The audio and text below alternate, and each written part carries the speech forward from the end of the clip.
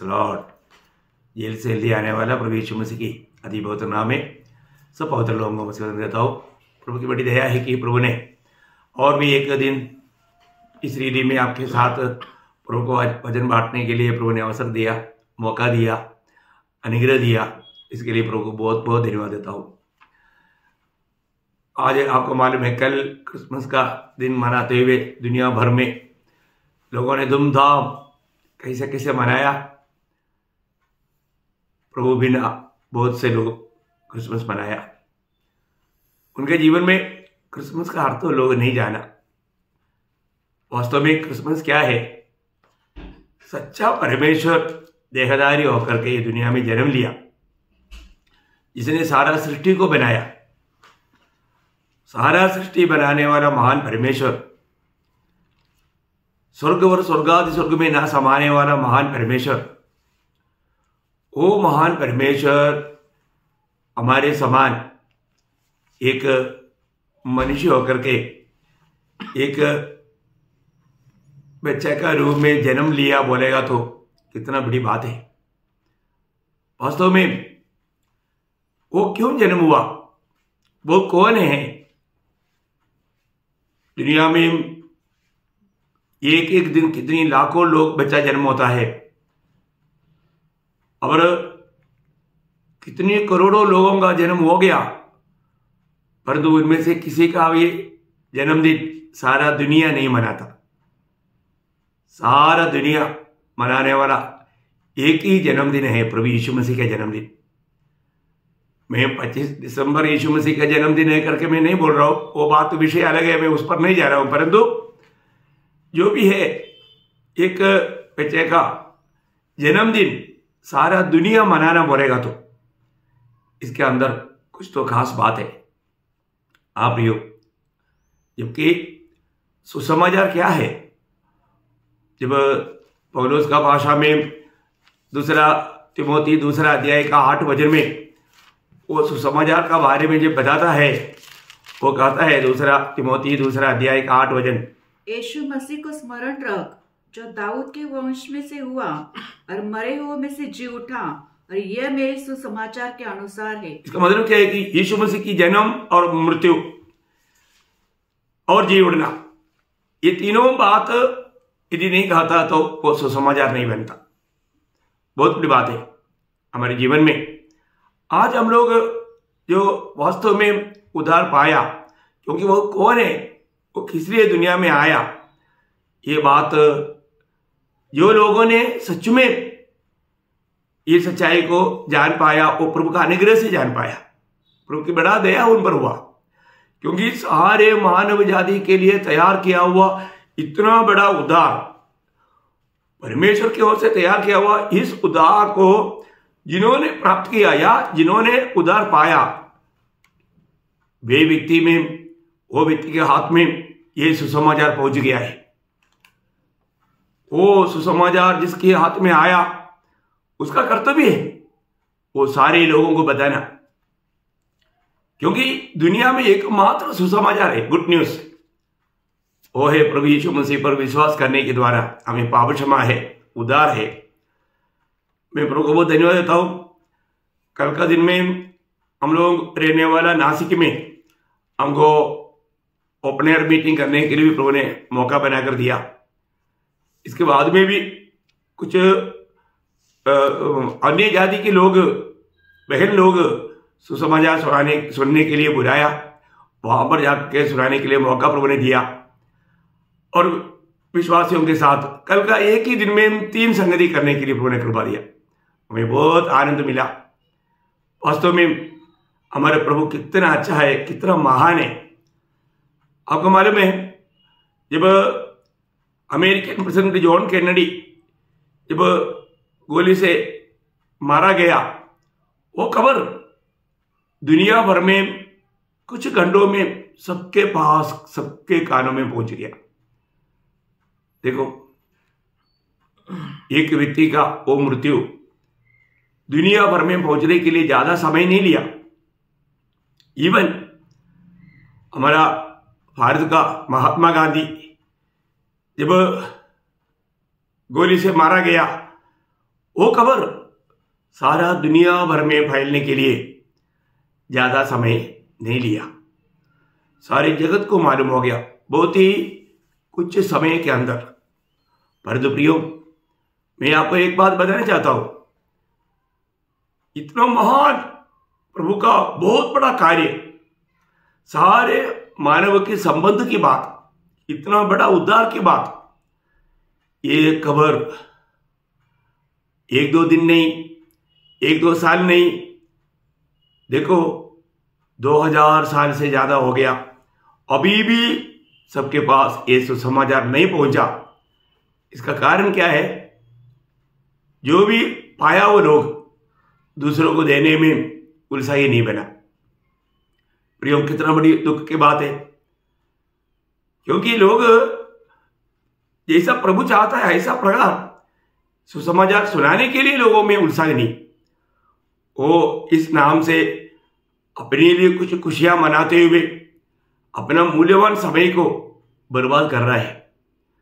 मैं फिर से एक बार आपको याद दिलाऊं प्रियो, जैसा पौलुस ने कहा था, रोमियो 5 अध्याय का 14, 15, 16 वचन में हम लोग देख रहा था, वो बोल रहा था, मैं यूनानियों और अन्यभाषियों का और बुद्धिमानों और निर्बुद्धियों का कर्जदार हूँ।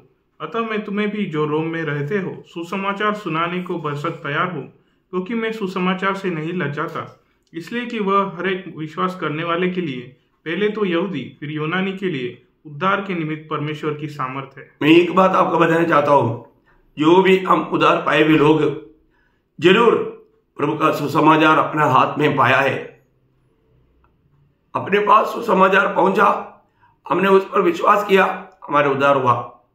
हमें उद्धार पाए वो हरेक पवित्र लोगों का कर्तव्य है हमें दूसरों को देना।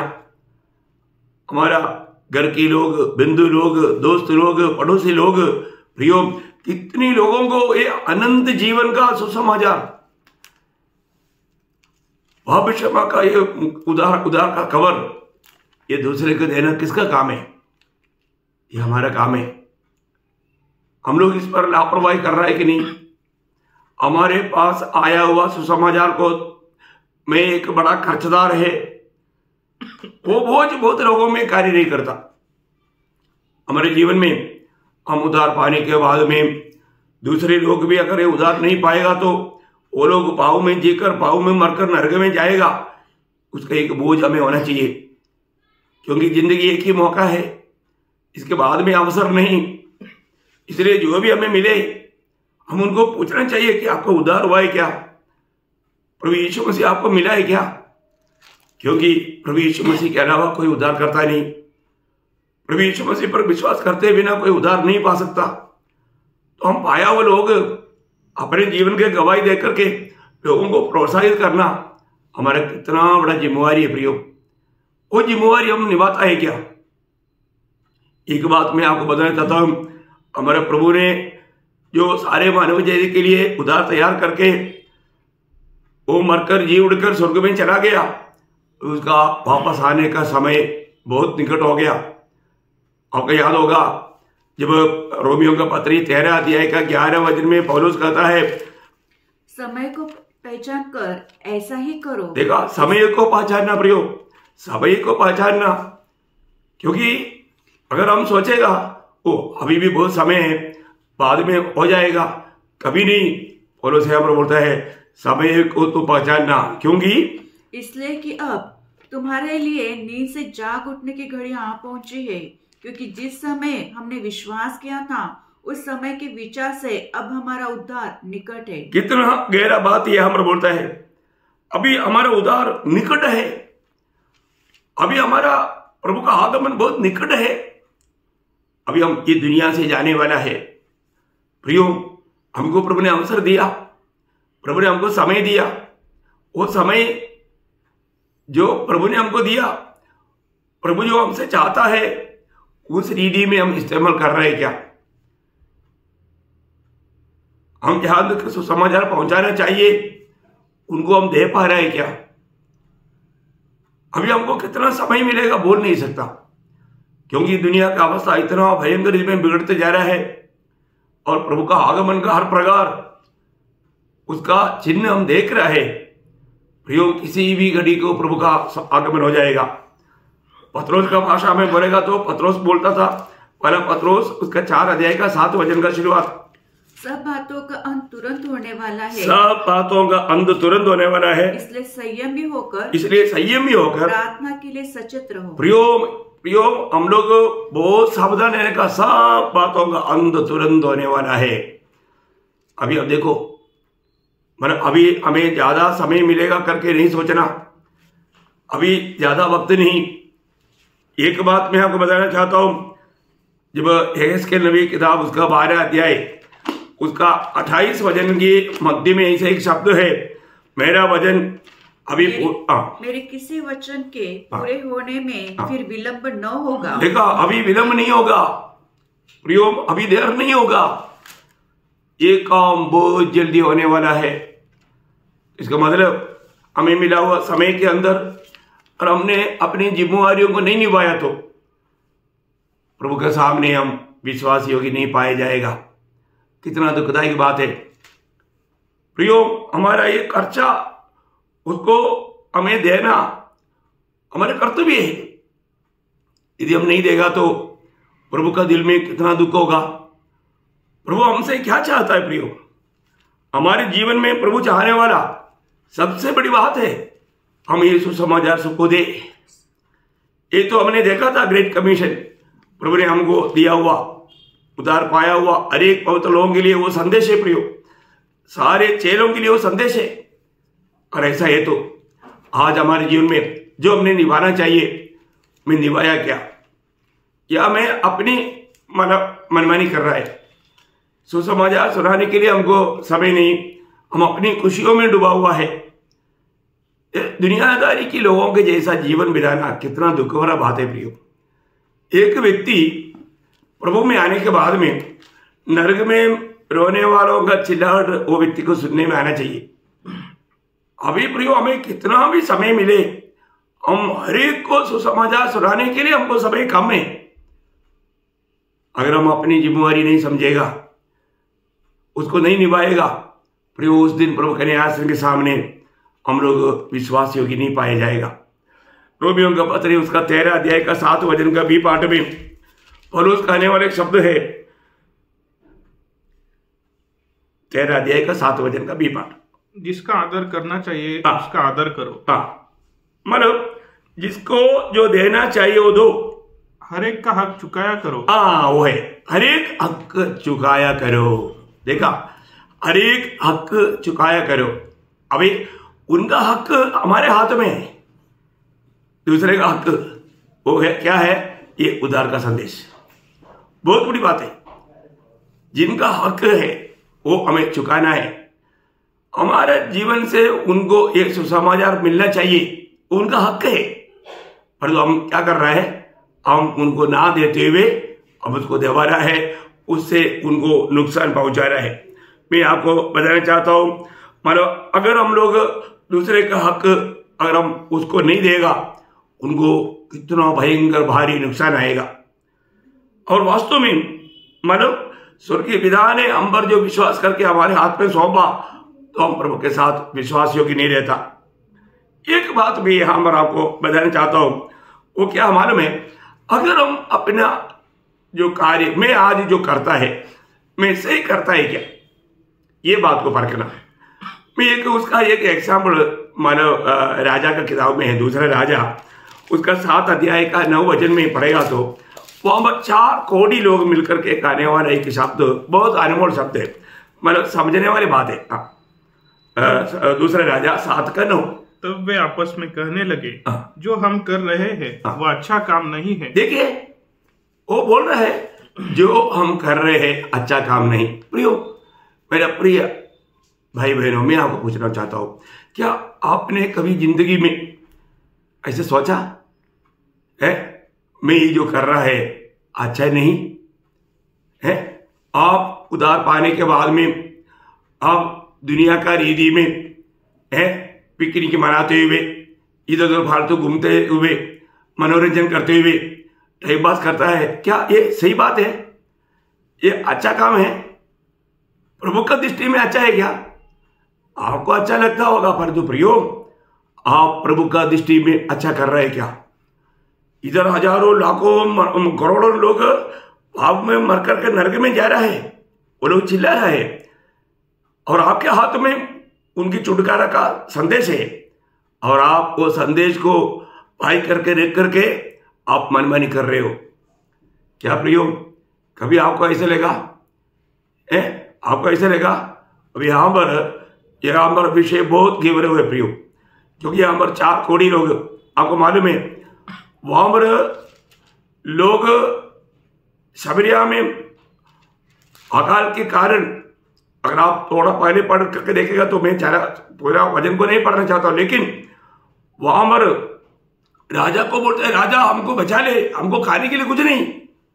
राजा बोलता है यदि प्रभु तुम्हें नहीं देगा तो मैं कहां से देगा? प्रियो, हमें देने वाला प्रभु है, प्रभु वो प्रबंध करना। लेकिन वहां पर क्या हुआ? उन लोगों ने अपना बच्चों को पका कर खाया, इतना अकाल आया। ऐसा अकाल का समय में एलिशा के द्वारा वहां पर 7 अध्याय का 12 वचन में देखता है कि संदेश आया, 4 कोड़ी उसका 7 अध्याय का 12 वचन। तब एलिशा ने कहा, यहोवा का वचन सुनो। यहोवा यो कहता है, कल इसी समय शमरोन के फाटक में सा भर मैदा 1 शेकेल में और 2 सा जो भी 1 शेकेल में बिकेगा। देखिए, एक कभी भी भावना नहीं कर सकता, भावना नहीं कर सकता।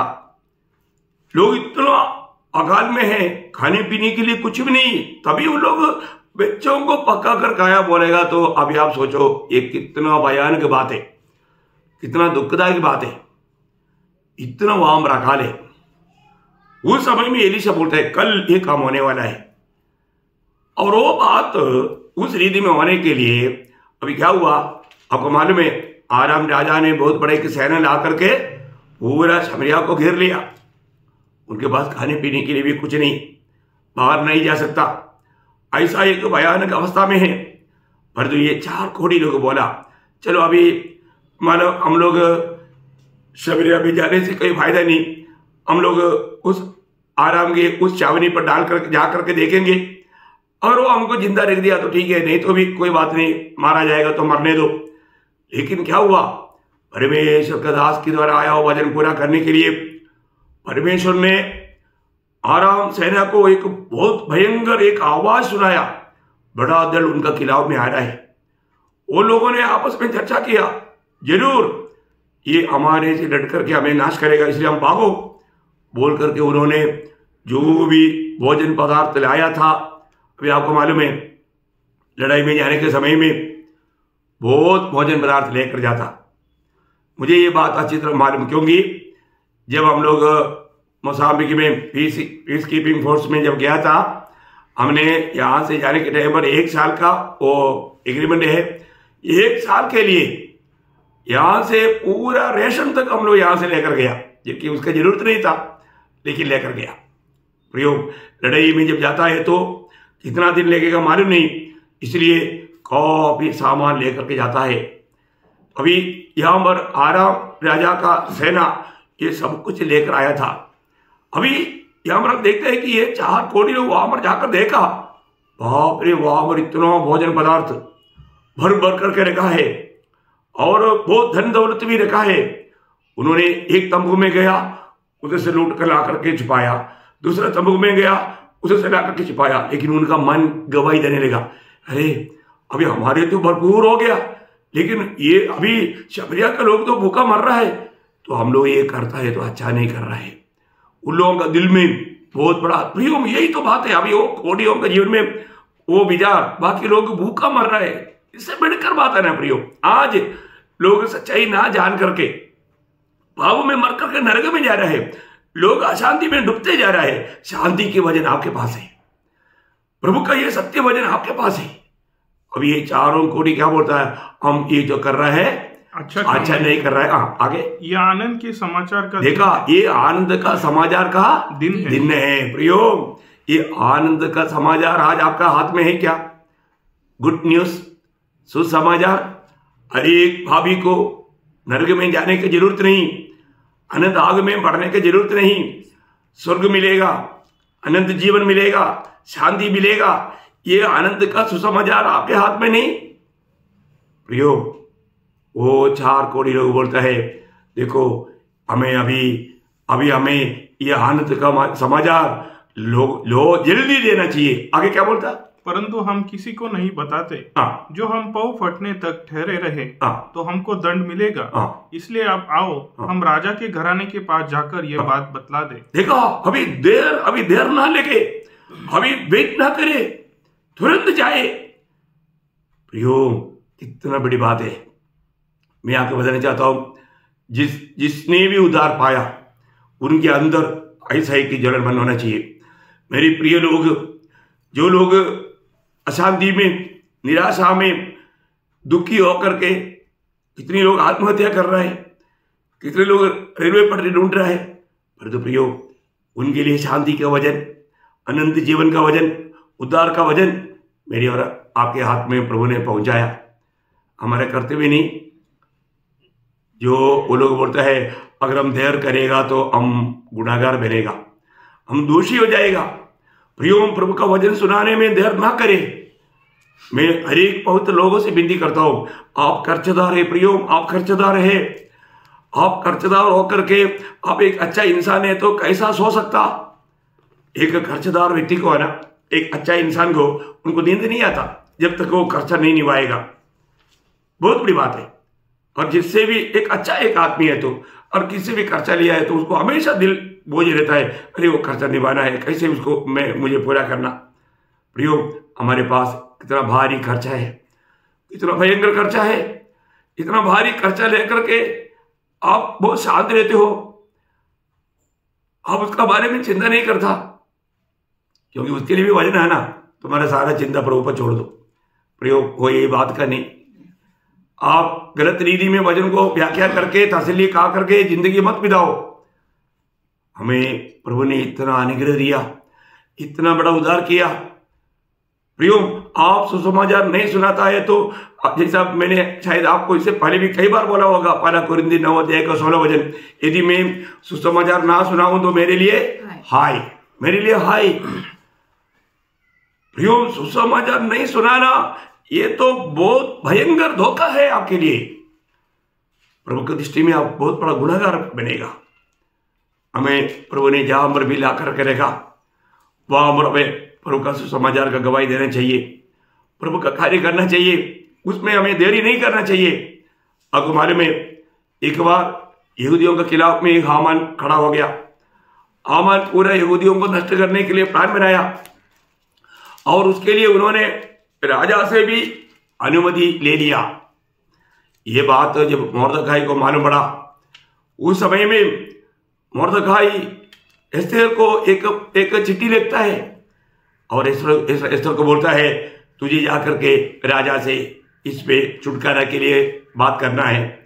तब एस्तेर बोलता है अभी तो राजा ने मुझे बुलाया नहीं, क्योंकि उस समय की राजनीति के अनुसार बुलाए बिना कोई प्रभु के पास, राजा के पास जा ही नहीं सकता।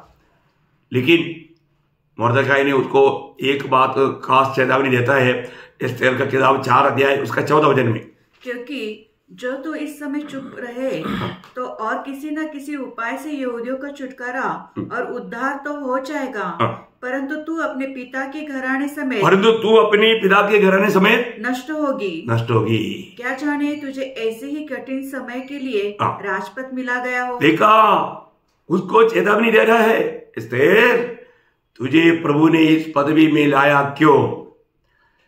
क्योंकि तेरे लोगों को आने वाला विपत्ति से उनको बचाने के लिए। वो प्रयोग, एक बात जानना, हमारे जीवन में हमारी जिम्मेवारी, हमको प्रभु ने सौंपा हुआ कार्य के बारे में हम अनजान ना रहे प्रयोग। बाकी क्या हुआ आपको मालूम है। एस्तेर ने मोर्दखाई को बोला उस समय में जितने भी यहूदी है उनको लेकर के तुम 3 दिन उपवास करो, मैं भी अपनी सहेलियों के साथ उपवास करेगा। इसके बाद में वो एस्तेर राजा के पास जाता और हम देखते हैं कि विरोधी हामान उस खंबे में लटकाया गया जो खंबा मोर्दखाई के लिए बना था। प्रियो, एक बात जानना, प्रभु के लोग प्रभु का काम करते रहेगा तो प्रभु हमारा विरोधियों को सबको वो लताड़ेगा, हमारे पाप तले कर देगा। विरोधी कितना शक्तिमान क्यों ना हो, आपको मालूम है जब पहले वरना 4:4 में लिखा है जो दुनिया में है उससे बड़ा हमारे साथ है। प्रियो, जब प्रभु हमारे साथ है तो हमें कोई भी प्रतिकूल से डरने की जरूरत नहीं। उस चरित्र आप जानता है, मैं उसमें ज्यादा नहीं, मैं इसलिए ये वो एक शब्द बोलना चाहता था कि तुझे ये जानना है कि तुझे प्रभु ने ये अवस्था में क्यों लाया। अभी तुम अगर उसके लिए कदम नहीं बढ़ाओगे, यहूदियों को प्रभु और एक मार्ग से जरूर बचाएगा, पर तू और तेरा घराना नाश हो जाएगा। प्रियो, आपको प्रभु ने इतना अनुग्रह दे करके आप बोलेगा मैं तो बच गया, अभी बाकी जाने दो घटे में, ऐसा नहीं सोचना प्रियो। ये विचार आप लापरवाही करके अपने जिंदगी को नुकसान कर रहा है, ऐसा नहीं होना प्रियो। आप जा करके नहीं बोलेगा तो जरूर दूसरे लोग जा करके बोलेगा, कोई संदेश नहीं, कोई संदेह नहीं, जरूर बोलेगा। प्रभु जरूर अपना काम विश्वासियों के लोगों से करवाएगा, लेकिन आपको नुकसान हो जाएगा। इसलिए अपना काम, मैं एक बात आपको बताना चाहता हूं, आप प्रभु में आ गए ना, एक शब्द मैं आपका चेतावनी के लिए एशिया नबी का किताब 62 अध्याय का 6 वचन, एशिया 62 अध्याय का 6 वचन। हे यरूशलेम, मैंने तेरे शहरपनाह पर पहरे बैठे हैं, वे दिन रात कभी चुप न रहेंगे। हे यहोवा को स्मरण करने वालों, चुप न रहो। देखा, यहोवा को स्मरण कराने वाला चुप नहीं रहना। प्रभु का सुसमाचार पाए हुए लोग कभी चुप नहीं रहना। प्रियो, हमें हमेशा ये बात को बोलते रहना, समय को असमय को प्रभु का संदेश देने के लिए हमें तैयार रहना बहुत बड़ी बात है। तो इसलिए अभी भी हमें वो खर्चा निभाने का जिम्मेवारी में है ना, हम लोग वो कार्य को करता है क्या? हमको जो मिलने वाला जो अच्छा समय प्रभु को उपस्थिति में प्रभु से आलोचना पाकर दुनिया को देने के लिए हम तैयार है क्या? प्रियो, बहुत श्रेष्ठ बात है, इसको हल्का ना जाने, इसको तुच्छ ना जाने, बहुत सीरियसली इस बात को ले और अपना काम को निभाए। हमारे प्रभु जल्दी आएगा, हमें उस दिन हमें लेखा देना पड़ेगा। उस दिन हम लोग विश्वासी होकर नहीं रहेगा तो आपको मालूम है ना, मैं आपको कई बार बताया, बाइबल का आखिरी किताब प्रकाशित वाक्य 22 अध्याय में 3 बार प्रभु ने बोला, उसका 7 वचन में, 12 वचन में, 20 वचन में, मैं शीघ्र आ रहा हूं। प्रभु जल्दी आ रहा है प्रियो। अभी हमें कितना टाइम मिलेगा मालूम नहीं, लेकिन जो मिला हुआ समय है हमें प्रभु का संदेश देना चाहिए। दूसरे लोग भी विश्वास करके अनंत जीवन पाना चाहिए। वो वचन मेरी और आपके हाथ में है, इसलिए देर नहीं करना। प्लीज आप हर रोज कम से कम एक व्यक्ति को सुसमाचार देते बिना अपने बिस्तरे में नहीं जाना प्रियो। मैं एक व्यक्ति बोलने का अर्थ एक व्यक्ति को ही सुनाओ ऐसा नहीं, हजारों को सुनाओ प्रियो, लोगों को सबको सुनाओ। वे लोग ये सच्चाई जानने दे, सुनने दे, क्योंकि सुनने के द्वारा विश्वास आता, और जब विश्वास आएगा तभी वो पुकारेगा, जब पुकारेगा तभी उनका उद्धार होगा। इसलिए प्रभु ने हमको कहा है ये बात कभी ना भूलना। तो मैं प्रभु को धन्यवाद देता हूँ। आज और भी छोटा सा एक प्रोत्साहन, अभी हमको उसका बाकी है, मतलब मैं तैयार हूँ और मैं ले जाता नहीं, वो बात प्रभु का अनुग्रह से अपने को प्रभु कल समय देगा तो अपन कल भी बांटेंगे। प्रभु को महिमा हो, आमीन।